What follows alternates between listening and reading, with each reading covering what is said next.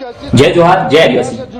मैं बिंदर मीणा और आप देख रहे हैं यूट्यूब चैनल बिल प्रदेश। आज धरियावाद विधायक जो बीएपी के विधायक हैं, आज स्थान विधानसभा के अंदर आज अहम मुद्दे पे बात की थावरचंद डामोर ने विधानसभा के पटल पर खास मुद्दा जो बेणेश्वर को लेकर उन्होंने बेणेश्वर की जमीन 80% जमीन है, जो बेणेश्वर की 80% जमीन जो आदिवासी के नाम पर की जाए, उन्होंने सबसे अहम मुद्दा उठाया आज विधानसभा में। इसके बाद आदिवासियों की संस्कृति और जल जमीन जंगल की रक्षा को लेकर उन्होंने सरकार से अपील की कि जो आदिवासी एरिया में जो जल जमीन जंगल है वो हमारे आदिवासियों को दे दिया जाए और आदिवासियों के पास जमीन ना हड़पे, क्योंकि आदिवासी समाज आदिवासी वो लोग हैं जो इस प्रकृति और इस जंगल को हरा भरा रखने में अहम भूमिका निभाते आ रहे हैं। तो क्या कुछ कहा थावरचंद डामोर ने और विधानसभा में बेणेश्वर को लेकर क्या कुछ कहा, वीडियो के अंदर आप बताने की कोशिश करूंगा। आर्थिक सामाजिक सुरक्षा के लिए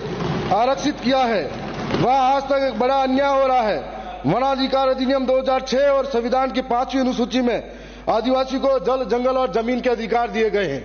ये वो आदिवासी हैं जो जंगलों में रहते हैं, अपने पुरखों की विरासत को बचा के रखते हैं और आज तक उनके साथ में रहते आए हुए, पेड़ों को पूजते हैं, पर्वतों को भगवान मानते हैं। ऐसे में उन आदिवासियों के साथ में सबसे बड़ा संवैधानिक धोखा हो रहा है।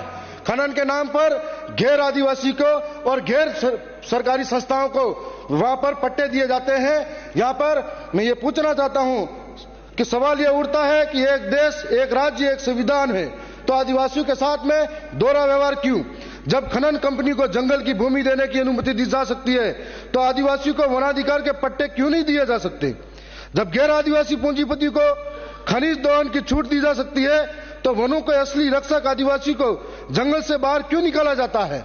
मैं ये कहना चाहूंगा कि हाल ही में कई ऐसी कंपनियां हैं जिनको, जैसे अडानी ग्रुप के नाम पर जो सोने की खानें निकली जाएगी, मेरे विधानसभा के अंदर राटेड़ी, डगोचा, अमलुआ ऐसे गांव हैं जहां पर सोने की खान के नाम पर अवाप्त करने की बात चल रही है। दूसरी ओर बांसवाड़ा के अंदर पावर प्लांट के नाम पर जमीन छीनने की बात की जा रही है। आखिर हमारे आदिवासियों के साथ में ऐसा द्वेषतापूर्ण अन्याय क्यों? एक पेड़ मां के नाम, दूसरी ओर आदिवासियों के जंगल अडानी वेदांता ग्रुप के नाम। अनुसूचित क्षेत्र में आदिवासियों के वनाधिकार पट्टों को त्वरित वितरण किया जाए, ये हम आपको कहना चाहेंगे। आदिवासी भूमि पर बाहरी कंपनियों द्वारा खनन गतिविधि को तत्काल प्रभाव से रोका जाए। मैं साथ साथ में यह भी कहना चाहूंगा, राजस्थान में आदिवासी क्षेत्रों में जंगल सदियों से वहां निवास करने वाले आदिवासी आजीविका चलाते हैं। उनकी संस्कृति, परंपराओं और अभिन्न अंग है, परंतु वन भूमि के प्रशासनिक नियंत्रण और बाहरी दखलंदाजी के कारण यह जंगल धीरे धीरे कमजोर होते जा रहे हैं। मैं यहां सरकार से कहना चाहूंगा कि आप ये जंगल जो वन समितियां हैं सीधे उनके द्वारा संचालित हो और वन समिति को दिया जाए। और आप यदि 10 साल के लिए वन समिति के नाम पर इन आदिवासियों को अगर जंगल की सुरक्षा देते हो, हम गारंटी लेते हैं कि 10 साल के अंदर सारे जंगलों को हरा भरा कर देंगे। और 10 साल में यदि हरा भरा नहीं होता है तो आप ये जंगल वापस ले लीजिए, यह आपको कहना चाह रहे हैं। मैं ये भी कहना चाहूंगा कि आदिवासी समुदायों को आर्थिक रूप से आत्मनिर्भर बनाने, जलवायु परिवर्तन से लड़ने और जैव विविधता संरक्षण को प्रोत्साहित करने में सहायक होगा। साथ ही इनसे वन संसाधनों के अवैध दोहन और अतिक्रमण पर भी प्रभावी नियंत्रण होगा। मैं साथ साथ में एक और महत्वपूर्ण जरूरी बात करना चाहूंगा कि हमारे एक महत्वपूर्ण आस्था से जुड़ी हुई मांग को उठाना चाहता हूं। यह मांग केवल भूमि से जुड़ी नहीं है, बल्कि हमारे आदिवासी समुदाय की सांस्कृतिक पहचान, परंपराओं और आध्यात्मिक आस्थाओं से जुड़ी हुई है। मैं ये कहना चाहूंगा कि आदिवासी क्षेत्र में आदिवासियों का सबसे बड़ा पवित्र स्थल बेणका टापू है, जहां हजारों साल से आदिवासी समुदाय के लोग माघ पूर्णिमा को अपने पूर्वजों की अस्थियां विसर्जन करने आते हैं। साथ साथ में फूल पदाने, बाल, नाखून, हड्डी, राख विसर्जन करने आते हैं।